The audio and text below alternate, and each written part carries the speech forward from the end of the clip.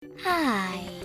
In front of me is TOSCIDO P101 and today I would like to show you how you can disable Google Passwords autofill.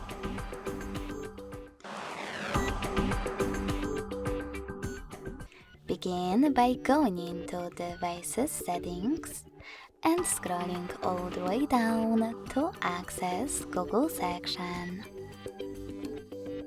Then click on Autofill, Autofill with Google, and blue sweater next to Use Autofill with Google.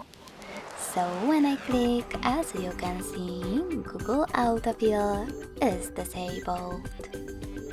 Thanks so much for watching. If you enjoyed this video, smash that like button, comment, and subscribe. Bye!